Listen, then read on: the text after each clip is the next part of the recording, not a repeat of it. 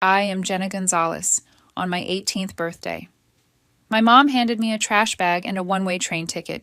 She said, "You're no longer one of us." 10 years later, they declared me dead. I walked into my own funeral. Shocking. Their reactions were priceless. I said, "Miss me." Most people wonder what their family might say at their funeral, but I watched my own mother read my obituary while I stood there breathing. They held a service, erased me from photos and memories, sold my belongings, claimed my inheritance, and rewrote history as if I'd never existed. They assumed I'd stay gone forever, but I didn't. It started with that notification in my quiet apartment far from Columbus, Ohio.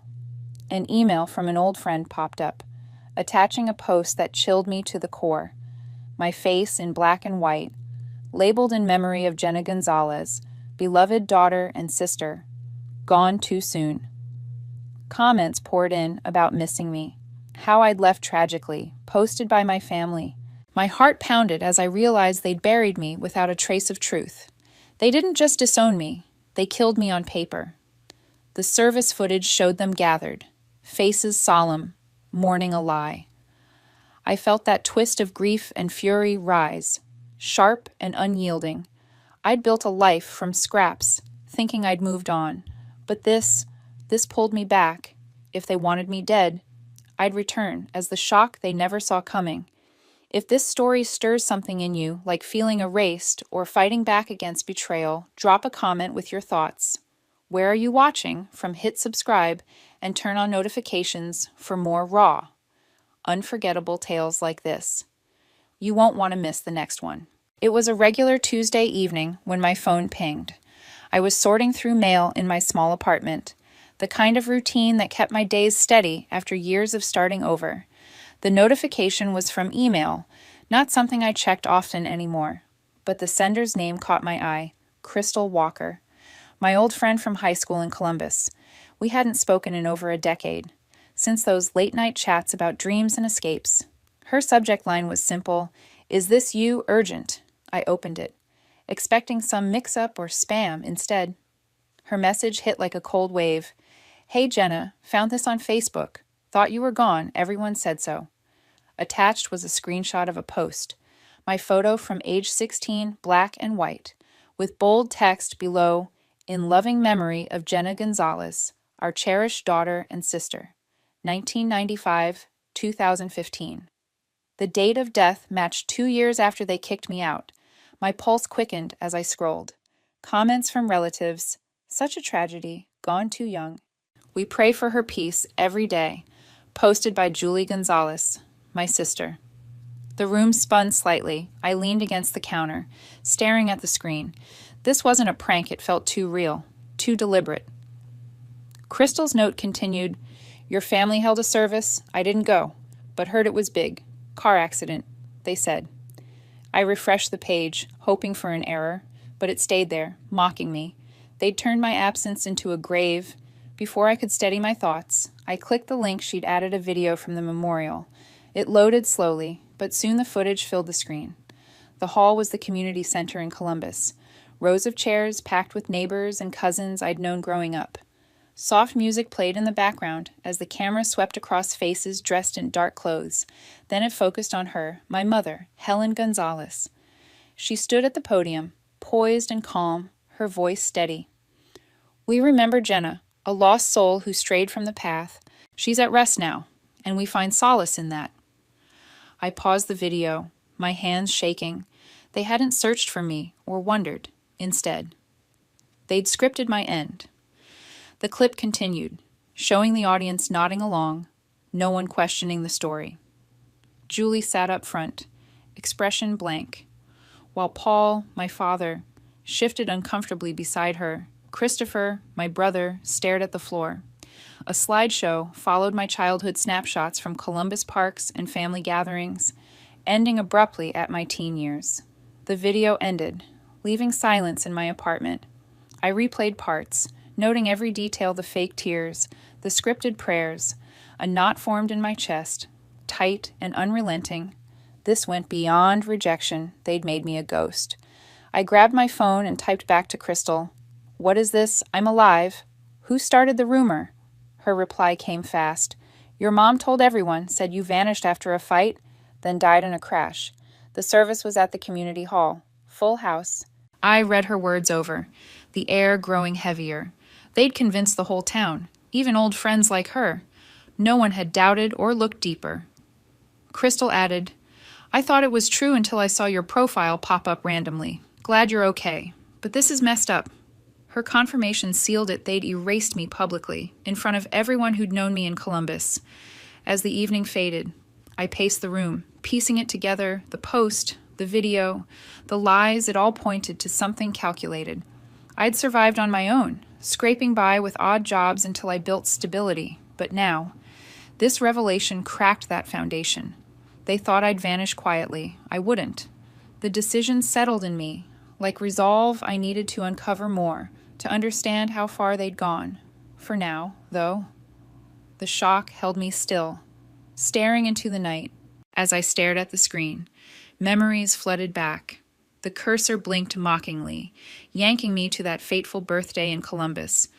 I'd pushed the door open quietly, the familiar creak of the hinges echoing in the entryway.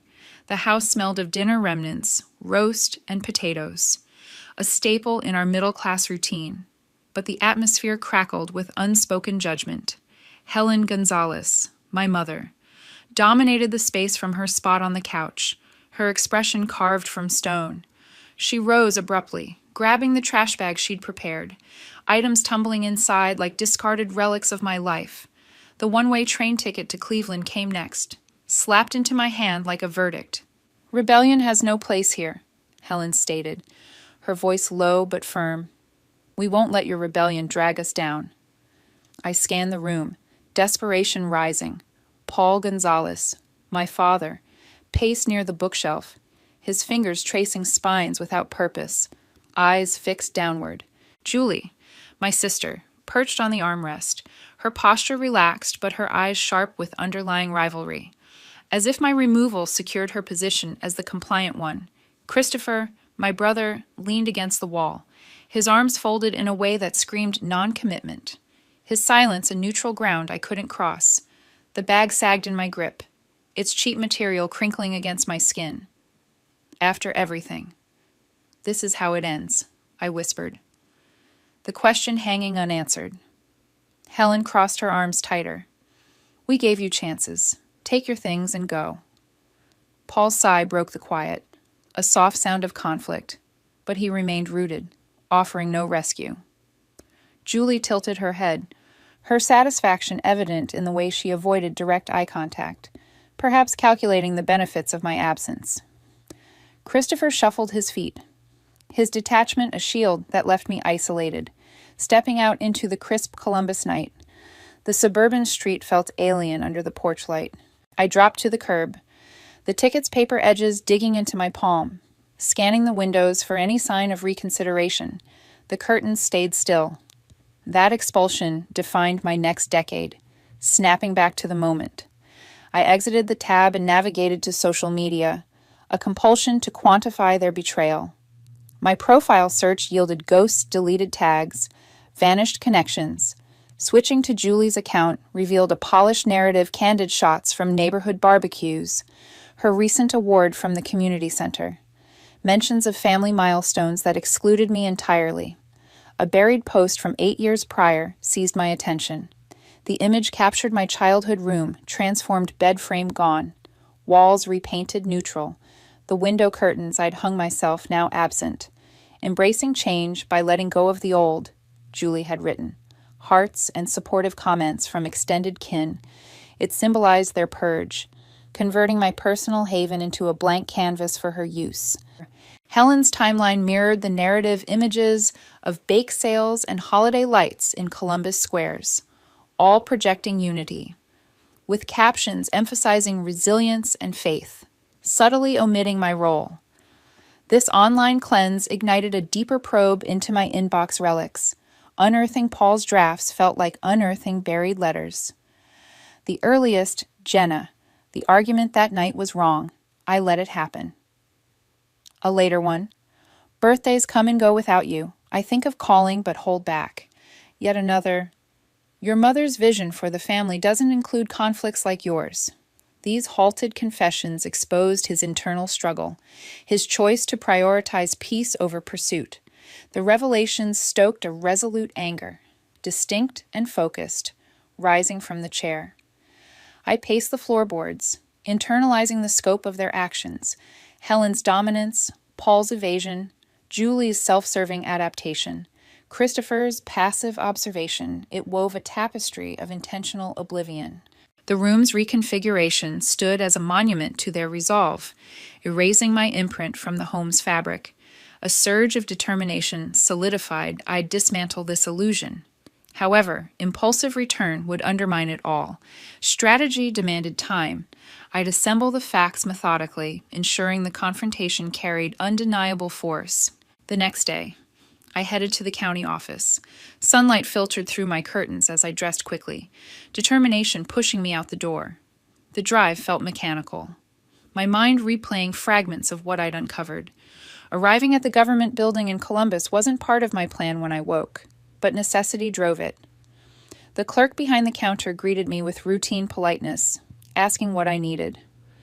"A copy of a death certificate," I replied, keeping my voice even. She arched an eyebrow.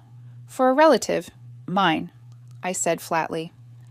She typed my name into the system without further question, keys clicking efficiently. Moments later, her screen reflected confusion. "According to this, you passed in 2015 from a vehicular accident." The words hung between us, absurd yet official. She printed the document and handed it over. The paper crisp under my fingers. There it was, my full name, birth date, fabricated death date, signed by Helen Gonzalez, cause accidental, car crash. The stamp from the county seal made it binding, a legal fiction they'd crafted, holding that certificate. I felt a chill run down my spine. This wasn't oversight, it was deliberate forgery. I tucked it into my folder and left the building, the morning bustle of Columbus streets blurring around me. Next stop was the law firm handling my grandmother's estate, a place I hadn't visited since turning 21. The office hadn't changed, same sterile waiting area, same receptionist with a practiced smile. I requested to see Mr. Hargrove, the attorney who'd managed the will years ago. He emerged from his office, adjusting his tie, recognition dawning slowly. "Jenna Gonzalez. We thought," he trailed off, gesturing me inside, seated across his desk. I explained the situation briefly. He pulled up the files on his computer, brows furrowing. "Your portion was redirected after proof of death was submitted." He printed the records, showing how the small trust $10,000 meant for my fresh start had gone to Julie instead. The death certificate attached as evidence. Helen's signature prominent. "I always found it peculiar," Hargrove admitted, "but the paperwork checked out at the time." The confirmation fueled a quiet intensity within me. They'd not only faked my end, but profited from it, leaving the firm with copies in hand. I stopped at a nearby cafe to review everything, sifting through old emails on my phone. I spotted patterns I'd dismissed before: loan applications denied in 2020 and 2022, each citing applicant deceased. One rejection letter detailed, "Records indicate the individual passed away in 2015. I'd chalked it up to bureaucratic mix-ups back then, too focused on survival to investigate. Now it connected, a trail of intentional sabotage. Back in my temporary space, I spread the documents across the table: the county-issued certificate, estate rerouting files, loan denials. I snapped photos, organized screenshots from social posts I'd saved earlier. The evidence built a damning picture their scheme laid bare in black and white. My fingers hovered over the airline app, searching flights to Columbus. Booking a one-way ticket felt ironic, echoing that train stub from years past. The confirmation pinged, solidifying my intent. I'd return equipped, ready to unravel their web. As evening approached, I packed lightly, mind-mapping the confrontation ahead. The pieces fit too neatly for coincidence. They'd orchestrated this to seal my exclusion permanently. With the folder secured, I allowed a moment of reflection. The path from disownment to this fabricated demise, it hardened my purpose. Soon, I'd step back into that world, armed with truth they couldn't deny. A week later, the plane landed in Columbus.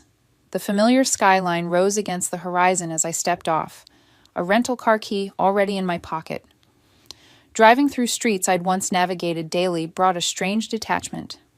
I slowed near our old neighborhood, pulling over 2 blocks from the house. From there, I watched the property, unchanged in its manicured simplicity. The rose bushes Helen tended every weekend bloomed vibrantly along the fence, their petals a vivid red against the white siding. The porch swing creaked faintly in the breeze, evoking flashes of lazy afternoons where I'd read books under its shade. Those details stirred unbidden recollections. The porch had been my refuge during tense family dinners, a spot to escape arguments over curfews or grades. Now it stood as a sentinel to their rewritten life, untouched by my absence. I lingered, noting the new mailbox and fresh paint on the door, signs of maintenance that masked deeper fractures. The sight solidified my presence here, not for nostalgia, but for reckoning. A car passed, snapping me alert. I couldn't risk being spotted yet. My phone buzzed, breaking the trance. A message from Blake Walker, my cousin. Family gathering tomorrow for Julie's birthday. Thought you should know. Attached was a forwarded document, Julie's speech draft. I opened it, lines jumping out. As the only daughter who stayed true to our values, I honor this legacy. The words positioned her as the sole heir to their pride, erasing my existence entirely. Further down, we've overcome losses, but our bond grows stronger with those who remain. Blake added, Dana and I think it's wrong. We're here if you need us. The draft's arrogance sharpened my focus, a tangible piece of their delusion. The revelation quickened my steps. I drove to a nearby motel, checking in under a different name to avoid detection. Once settled, I pulled out my old phone from storage, the one I'd kept for sentimental reasons, powering it up. The battery flickered to life. Voicemails loaded slowly, relics from shortly after my departure. One from Paul. Time-stamped months later. Jenna, if you get this, things got out of hand. Another, hesitant. Your mother regrets nothing, but I do. A third from Helen. Curt, don't come back stirring trouble. A fourth from Julie. Smug. Room's mine now better this way. These recordings, preserved unintentionally, added layers to my arsenal proof of their mindset post-exile, voices capturing glee and regret. That evening, I arranged a discreet meeting with Dana Walker, my aunt. We connected at a quiet coffee shop on the outskirts, away from prying eyes. She arrived wrapped in a scarf, her expression a mix of concern and resolve. I've kept quiet too long, Dana said, sliding into the booth. We spoke in hushed tones. She confirmed the family's narrative, sharing how they'd spread the crash story at gatherings. Blake overheard plans to redirect funds, she whispered, detailing whispers about the estate. Dana and I have your back, she assured, handing over printed invites to Julie's party. Her support felt like a lifeline, bolstering my confidence with insider glimpses. Back at the motel, I mapped out the plan. The party would be at the house, casual with catered food and decorations, perfect for an unannounced entrance. I'd arrive mid-event, folder in hand, timing my reveal during the speeches, rehearsing in the mirror. I practiced steady delivery, envisioning their faces contort in surprise. The voicemails looped in my mind. Fueling precision, I organized the evidence again, ensuring every piece aligned: certificate photos, estate prints, rejection scans. Sleep came fitfully, but morning brought clarity. This wasn't impulsive. It was calculated exposure risked everything. By noon the following day, I drove to the family home. The streets of Columbus passed in a blur, leading me back to the address etched in my mind. Cars lined the curb, balloons tied to the gate, signaling the celebration inside. I parked discreetly, folder clutched under my arm, and approached the front door. Voices and laughter spilled out, a facade of joy that twisted my insides. The aroma of grilled food wafted from the backyard, mixed with children's shouts and music from a speaker, pushing the door open. I stepped into the living room amid the chatter. Heads turned slowly at first, then froze in recognition. Julie stood center, cake in front of her, mid-conversation with guests about her recent trip. Helen circulated with a tray of drinks, her smile fading as our eyes met. The tray tilting slightly.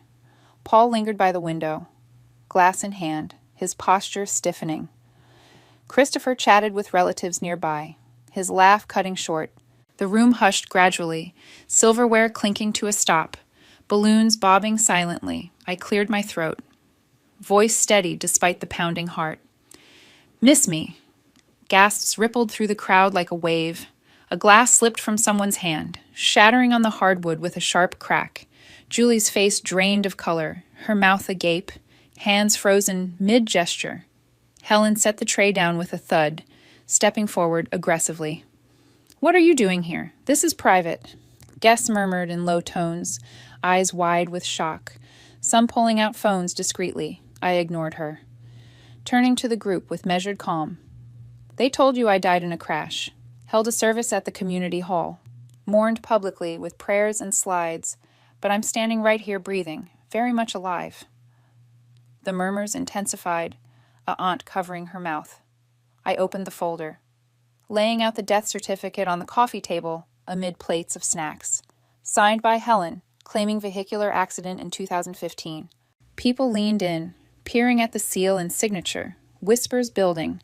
Next, the inheritance documents followed, spread out for view. My share from Grandma, $10,000, rerouted to Julie because I was listed deceased. Guests shifted uncomfortably, eyes darting between the papers and the family. An uncle picked up a sheet, brow furrowed. "This looks official." Helen's voice cut sharp through the noise. "This is nonsense. You left us no contact for years. We had to assume the worst and protect what's ours." Julie nodded vigorously, her voice rising. "We thought you were gone for good. Records get messed up all the time. It's not our fault." Her hands trembled slightly, betraying the act. As she glanced at the cake for support, Christopher moved closer, his expression conflicted, rubbing his neck. He glanced at the papers, then at Helen. "I saw you file that certificate at the office. It was no accident you planned it to cut her out completely." The room erupted in whispers, a relative gasping audibly. Helen's eyes widened in fury. "Stay out of this. Christopher, you don't know the full story." But he pressed on, voice gaining strength. "The lawyer called me to verify dates. I knew it was fake, but said nothing cowardly. I admit now." Shocked exclamations filled the air, people exchanging looks of disbelief. Dana stepped from the corner, Blake beside her. "We've seen enough lies over the years," Dana declared, her tone firm and unwavering. "Jenna's alive, and this proves the fraud beyond doubt." Blake nodded, crossing his arms. The speech Julie prepared, it ignores her completely, claiming only daughter status like she never existed.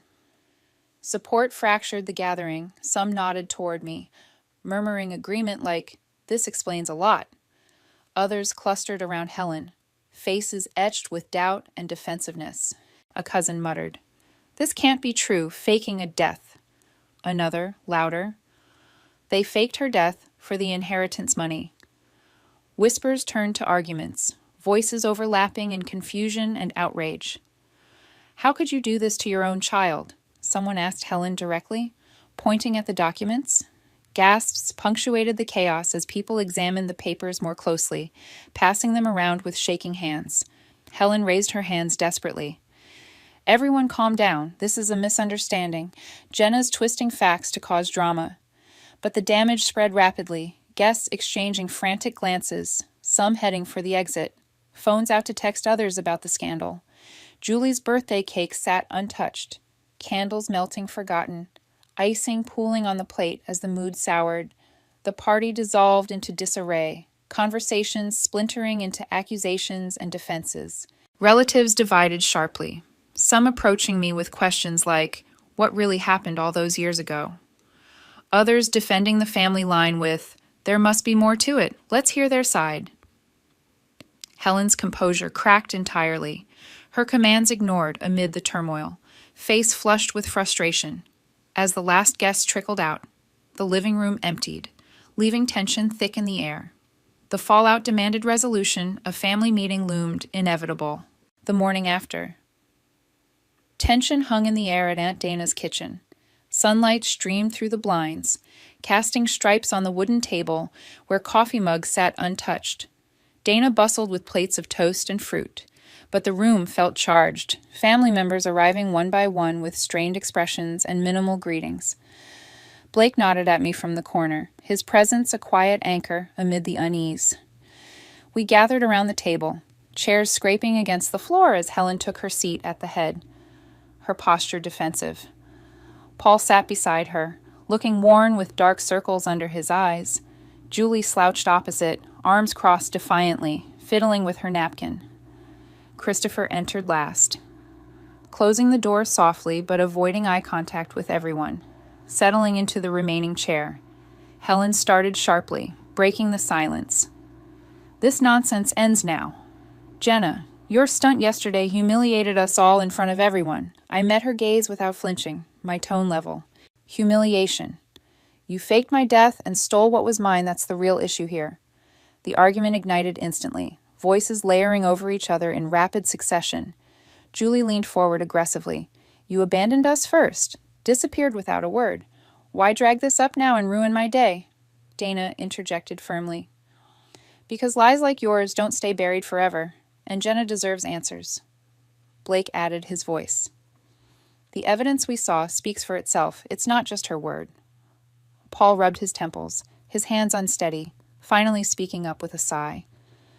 "I knew about the certificate from the start. Saw Helen prepare it, but stayed quiet to keep some semblance of peace in the house. It was wrong, I own that fully now." His admission hung heavy, shifting the dynamic in the room like a pivot. Helen turned on him with fury. This is betrayal of the worst kind." Paul shook his head slowly. "No. The betrayal was letting our daughter go erased without a fight. I should have stopped it then." Christopher nodded slowly, his face showing internal conflict. "I regret not questioning sooner heard the whispers, but ignored them." The disputes escalated further, accusations flying about motives, cover-ups, and long-held grudges.